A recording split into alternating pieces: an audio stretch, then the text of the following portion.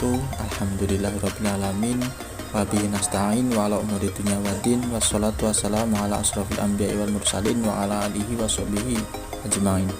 Kepada yang terhormat Ibu Atika Riasari selaku dosen pengampu mata kuliah manajemen perusahaan, dan kepada teman-teman sekalian, di sini saya Muhammad Imron Rajuri NPM 1804041097 akan mempresentasikan hasil makalah kelompok kami, kelompok 6, yang berjudul Manajemen Sumber Daya Manusia pada PT Unilever Indonesia. Nah, untuk yang pertama yaitu pengertian dari manajemen sumber daya manusia itu sendiri. Manajemen sumber daya manusia adalah proses menangani berbagai masalah pada ruang lingkup karyawan, pegawai, buruh, manajer, dan tenaga kerja lainnya untuk dapat menunjang aktivitas organisasi atau perusahaan demi mencapai tujuan yang telah ditentukan. Bagian atau unit yang biasanya mengurusi sumber daya manusia adalah Human Resource Department atau HRD atau Departemen Sumber Daya Manusia. Menurut A.F. Stoner, manajemen sumber daya manusia adalah suatu prosedur yang berkelanjutan yang bertujuan untuk memasok suatu organisasi atau perusahaan dengan orang-orang yang tepat untuk ditempatkan pada posisi dan jabatan yang tepat pada saat organisasi yang memerlukannya. B. Tujuan manajemen sumber daya manusia. Tujuan manajemen sumber daya manusia terdiri dari 4 tujuan, yaitu 1. Tujuan organisasional ditujukan untuk dapat mengenali keberadaan manajemen sumber daya manusia dalam memberikan kontribusi pada pencapaian efektivitas organisasi. Walaupun secara formal suatu departemen sumber daya manusia diciptakan untuk dapat membantu para manajer, namun demikian para manajer tetap bertanggung jawab terhadap kinerja karyawan. Yang kedua, tujuan fungsional ditujukan untuk mempertahankan kontribusi departemen pada tingkat yang sesuai dengan kebutuhan organisasi. Sumber daya manusia menjadi tidak berharga jika manajemen sumber daya manusia memiliki kriteria yang lebih rendah dari tingkat kebutuhan organisasi. 3. Tujuan sosial ditujukan untuk secara etis dan sosial merespon dan tantangan-tantangan masyarakat melalui tindakan meminimasi dampak negatif terhadap organisasi. Kegagalan organisasi dalam menggunakan sumber dayanya bagi keuntungan masyarakat dapat menyebabkan hambatan-hambatan. Yang keempat, tujuan personal ditujukan untuk membantu karyawan dalam pencapaian tujuannya. Minimal tujuan-tujuan yang dapat mempertinggi kontribusi individual terhadap organisasi. Tujuan personal karyawan harus dipertimbangkan jika prakaryawan harus dipertahankan, dipensiunkan, atau dimotivasi. Jika tujuan personal tidak dipertimbangkan, kinerja dan kepuasan karyawan dapat menurun dan karyawan dapat meninggalkan organisasi. Demikian presentasi yang pertama, akan dilanjutkan oleh teman saya yaitu Alin Trisnawati. Kepadanya saya persilahkan. Baiklah, nama saya Alin Trisnawati, NPM 1804041013, jurusan Ekonomi Syariah kelas C. Dalam video ini saya akan melanjutkan penjelasan materi yang telah dijelaskan oleh Mas Imron, dan materi yang akan saya sampaikan yaitu mengenai poin C, fungsi-fungsi manajemen sumber daya manusia. Dalam manajemen sumber daya manusia, beberapa ahli telah mengemukakan bahwa fungsi manajemen sumber daya manusia itu seperti halnya fungsi manajemen yang telah dijelaskan oleh Mas Imron. Di antaranya yaitu 1. Perencanaan.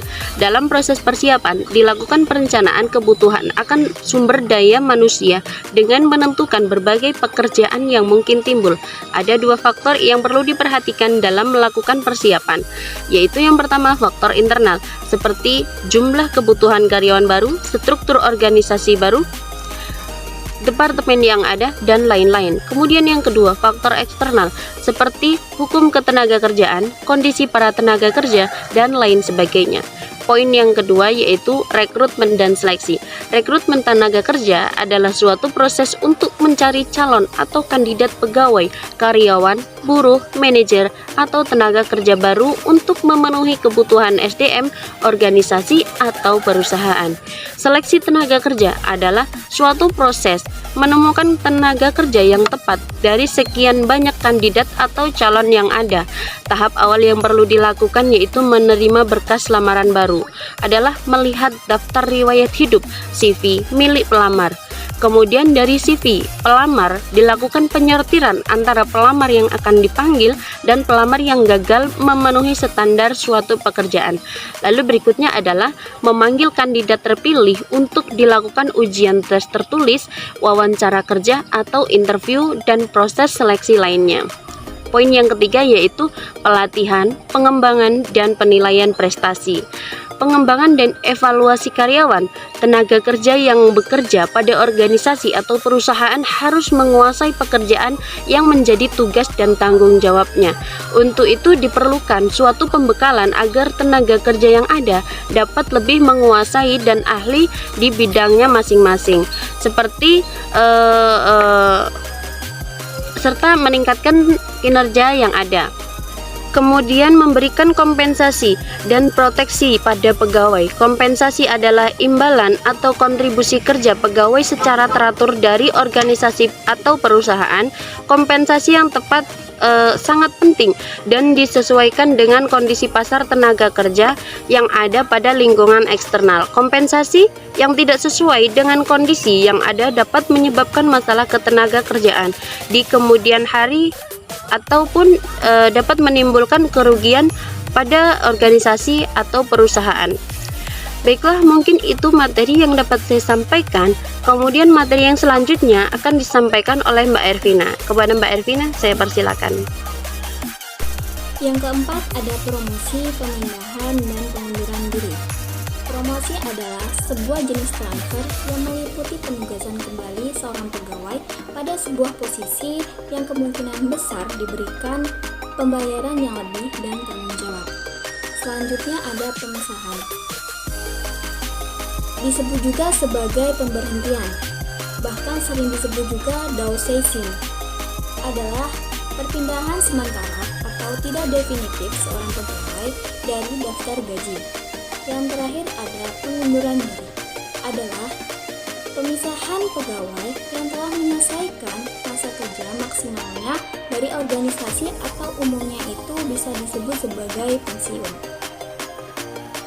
Yang D ada strategi dan rencana pengelolaan sumber daya manusia pada PT Semen Unilever Persero Tbk. Di sini ada satu, yaitu tentang kepemimpinan harga rendah.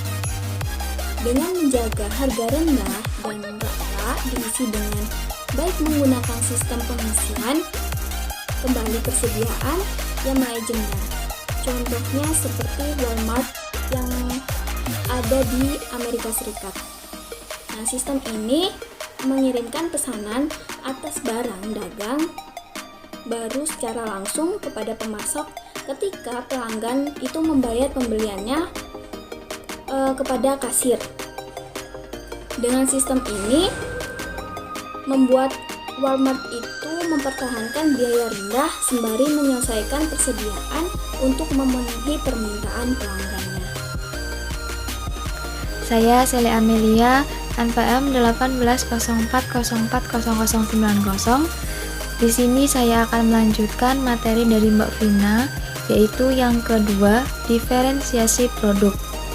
Produk Unilever terus memperkenalkan kemasan-kemasan yang terbaru, tetapi Unilever tetap mempertahankan kualitas produknya, baik itu kemasan yang botol kaca, saset, botol kecil, dan masih banyak lagi kemasannya.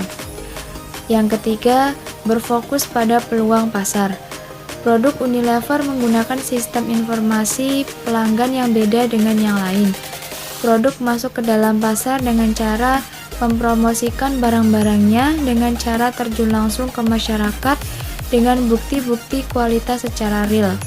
Misalnya dengan diadakan perlombaan kepada masyarakat, perbandingan antara produk Unilever dengan produk-produk pesaing lainnya. Yang keempat, menguatkan keakraban. Pelanggan dan pemasok menggunakan sistem informasi untuk memfasilitasi akses langsung dari pemasok terhadap jadwal produksi, dan bahkan mengizinkan pemasok untuk memutuskan bagaimana dan kapan mengirim pasokan kepada pemasok. Selain itu, Unilever juga melakukan tanya jawab kepada para konsumen dan membuat suara konsumen tempat para konsumen mengeluh. Dan materi yang terakhir yaitu program yang dilakukan PT Unilever Indonesia Tbk. Program sosial masyarakat yang dilakukan brand-brand Unilever di antaranya yang pertama yaitu kampanye cuci tangan dengan sabun Lifebuoy. Yang kedua, program edukasi kesehatan gigi dan mulut Pepsodent. Yang ketiga, program pelestarian makanan tradisional Bango. Yang keempat, program memerangi kelaparan dan membantu anak Indonesia yang kekurangan gizi atau Blue Band. Dalam bidang korporasi di bawah payung Yayasan Unilever Indonesia, Unilever menjalankan tanggung jawab sosial perusahaannya dalam bidang yang pertama, program pemberdayaan masyarakat atau UKM, program pemberdayaan petani kedelai hitam. Yang kedua, program edukasi kesehatan masyarakat atau pola hidup bersih dan sehat atau PHBS. Dan yang ketiga, program lingkungan atau Green and Clean. Mungkin itu tadi presentasi dari kelompok 6. Apabila ada salah kata, kami mohon maaf. Kami akhiri. Wassalamualaikum warahmatullahi wabarakatuh.